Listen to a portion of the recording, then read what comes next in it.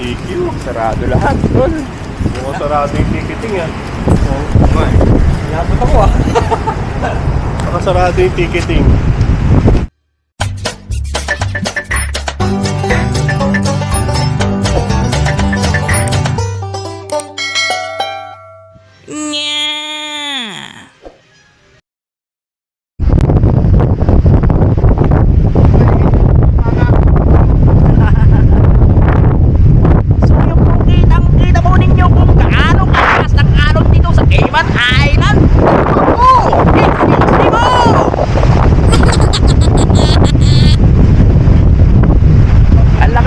Part na to dati dyan naliligo yung mga turista. Kung mapapansin nyo dun sa mga nakaraang video ko, ito yun. Pero ngayon kita nyo, sinira niya na yung mga bakod. Tapos ito, iniaho na yung buhangin mula sa dagat. Kaya yung mga establishment dito ngayon, yung mga yan, puro sarado yan. Dahil sobrang lakas talaga ng alon. Ilang araw na yan.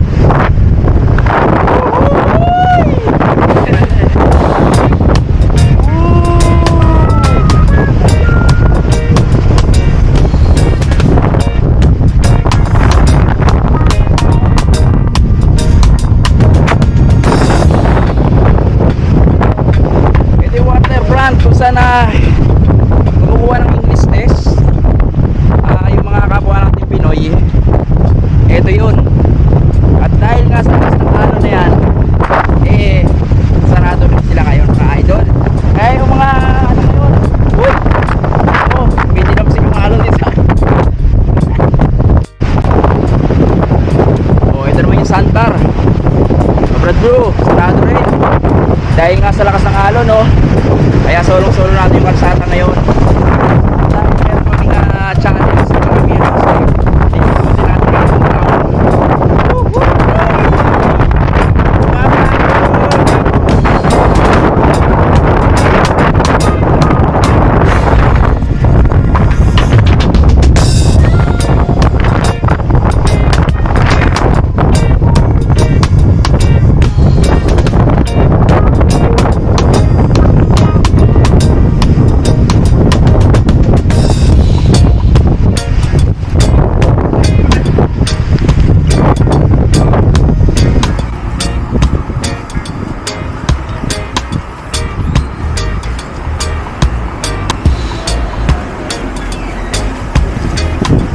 so yun nga mga idol, dito medyo meron mga bukas na establishment dahil malayo sila dun sa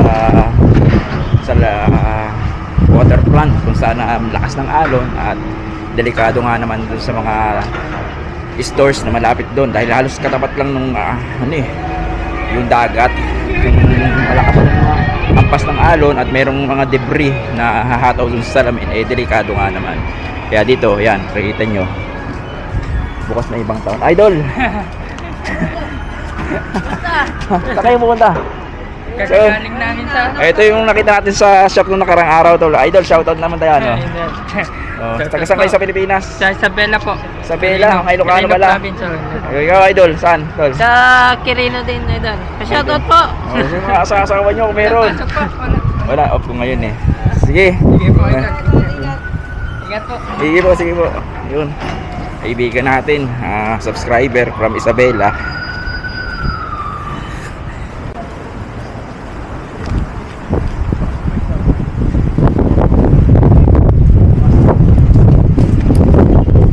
Bukasan tayo restaurant. Kaya lang, kaumay.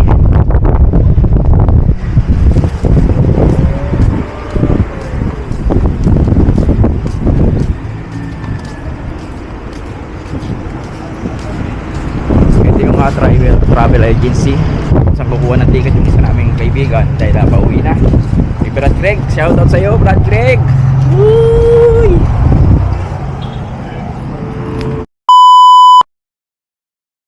Ubos, 300,000 na ubos.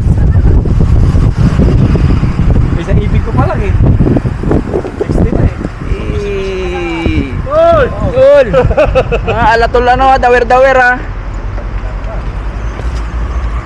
Wala kayo yun.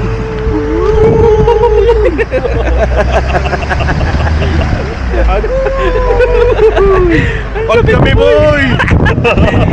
Pagkami boy! Boy!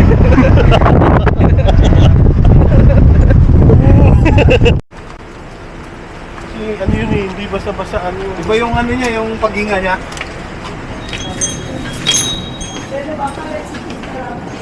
Ito yung meat shop na malapit sa amin. Uncle Clems!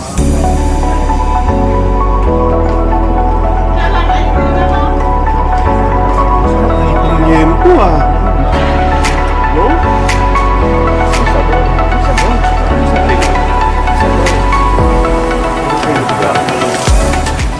Yan ang mga dito, mga idol, mga frozen na lahat dito. Isda, karne.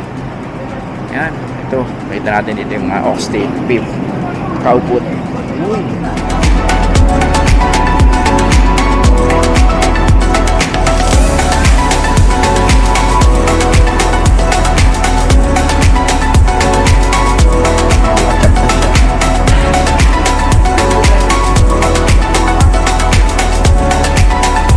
Ano ito? Palasa. Palasa.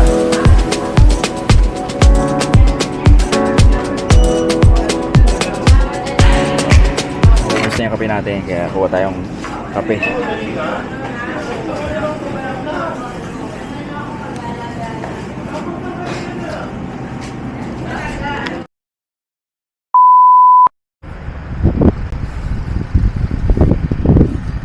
So yaman, Kayman. Yun, good morning mga idol.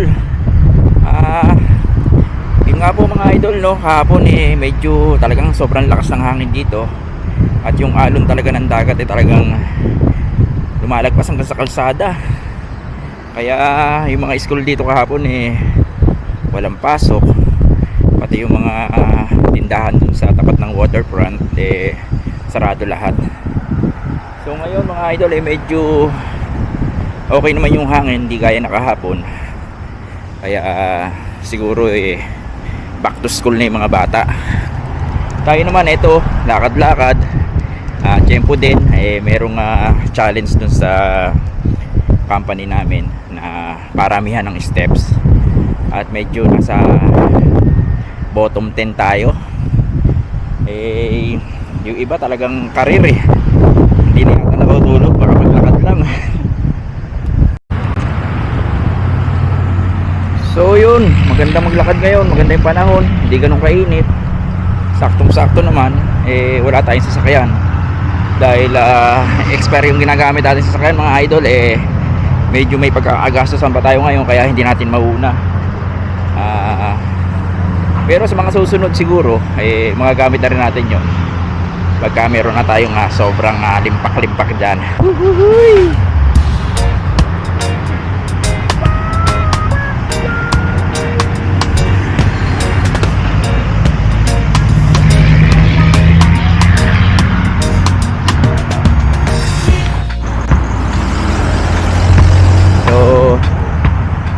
Ayun nga pala yung A.L. Thompson, yung pinakamalaking hardware store dito sa Cayman Island.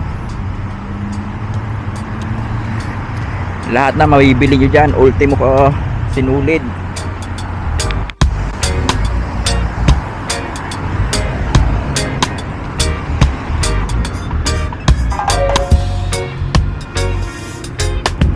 Idol.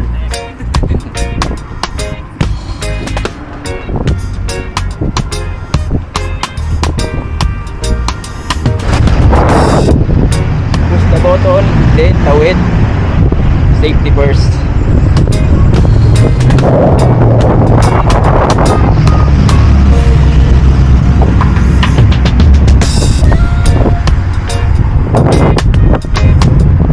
Yung nga mga idol, sa totoo lang ang dami na nating mga kabayan dito na nagtatrabaho, kaya hindi na rin kayo ganong makukulture shock kasi kasama niyo sa trabaho Pinoy, kasama nyo sa bahay Pinoy, mas makakasalubong nyo rin Pinoy. Kaya okay na rin mag-apply dito. At speaking ng mga pag-a-apply dito yung au pair meron pong gaganaping webinar, at yan po ang pag-uusapan natin ngayon mga idol. Let's go!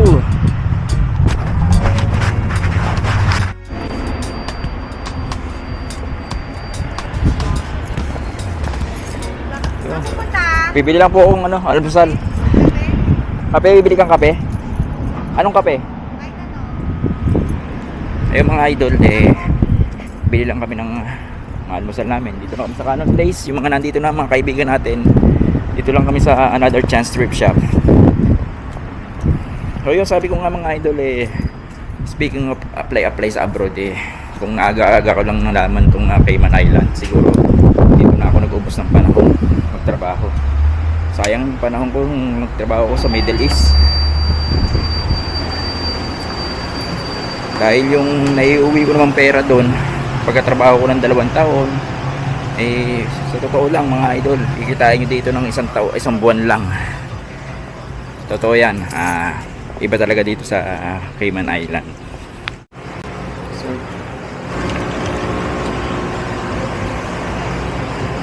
hindi mo tayo nakape natin at hindi tayo nakapagkape sa bahay.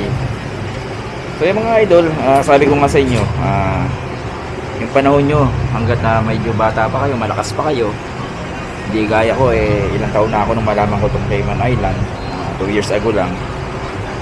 Dito na kayo mag-focus sa pag-apply. Kung kita at kita lang rin, mas maganda to kaysa sa Canada, kasi sa Canada madaming tax na binabayaran. Dito po ang sweldo natin, buong buo natin makukuha. Ang naibabawas naman ng sweldo natin yung mga insurance, at para sa atin naman yon, tsaka yung pension na dagdag ipon natin bago tayo umuwi.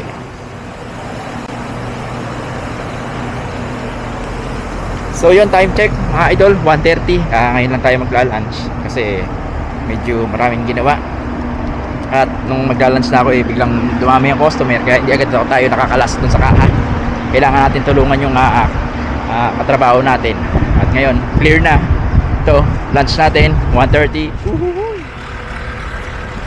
So yun nga mga idol, nandito na tayo sa ating paboritong Kubo ni Tortuga. At syempre ang kasama natin sa pananghalian mga idol, yung pinopromote kong food pack business ng ating kapwa Pinoy, yung Caribbean mga idol. Araw-araw meron silang 3 putahing pagpipilian, kaya dun sa mga kinakapos ng oras o medyo tinatamad magluto, order na kayo sa Caribbean. Ito po ang napili kong ulamin ngayong araw na to ay itong pinakbet, at meron silang hindi lang isa tingnan nyo mga idol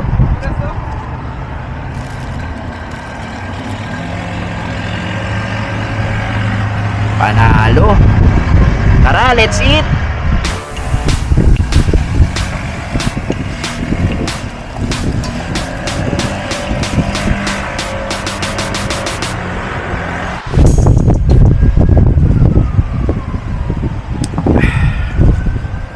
Kalas.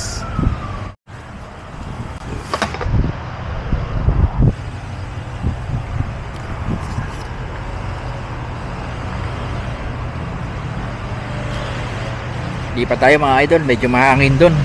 Baka mamaya kung kailan mag-edit na ako, wala na pala akong marinig sa sinasabi ko.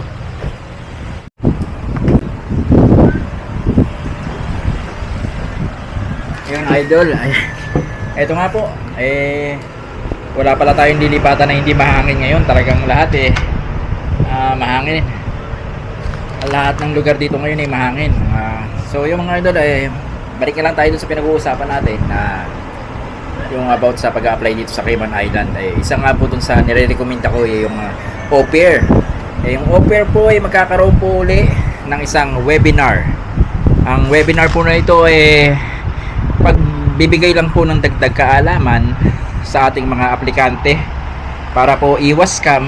At yun nga po, at hindi kayo nabibigla na pagpunta nyo dito, alam nyo kung anong daratnan nyo. Na ang Cayman Island ay ganito pala kamahal yung mga upahan dito, mga kwarto, bed space, at yung mga bilihin hindi pala ganun kamura. Kaya yung tinitingnan nating sweldo hindi naman ganun kalaki talaga yung makukuha natin bilang neto. Syempre ibabawas natin yung upa sa bahay, sa tubig, sa electricity, sa wifi, at yung pagkain natin.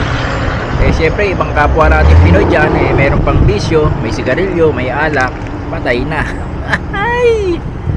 Kaya po malaking tulong po itong ginagawa ng au pair, o yung sinasabi ko lagi dati na au pair, yung pronunciation pala nila doon au pair. Itong webinar, general knowledge about Cayman Island, paano inaayos yung inyong mga permit.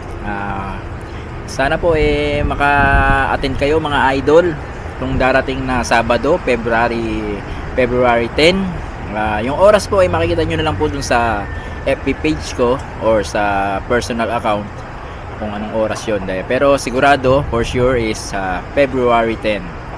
Kita-kits mga idol. Kuhanin ko na rin po yung pagkakataon na magpapasalamat po ako sa mga kaibigan natin, sa mga subscriber na nasasalubong ko dito sa isla. Nakakatawa po, dati talagang biro lang na uy, sikat na si idol, sikat na, may nagka-picture na sa atin. Pero ngayon mga idol, natutuwa ko at naging kaibigan ko kayo, pumapasyal kayo sa shop. Yung iba nakasalubong ko sa town, nakakaroon tayo ng konting kumustahan, picture. Huwag po kayo mahihiya mga idol dahil una papasalamat din ako sa inyo dahil kundi dahil sa inyo hindi naman tatakbo yung channel ko. Sa totoo lang, nung napunta ako rito yung channel ko talagang walang kwenta pero ngayon salamat, may nagme-message sa akin na malaking bagay daw yung mga sinasabi ko sa vlog ko, nakakatulong sa kanila pagbibigay impormasyon. Salamat po sa inyo mga idol, salamat sa Diyos. Natin kalimutan, yung mga interesadong mag-apply dito papunta sa Cayman Island, pasok po tayo sa gaganaping webinar au pair sa darating na Sabado. Yung oras papanggitin ko na lang sa FB page ko or hindi kaya sa personal account ko mga idol. Kita-kits! So hanggang dito muna mga idol, hanggang sa muli. Let's continue to share the love, the legacy, and let's promote peace.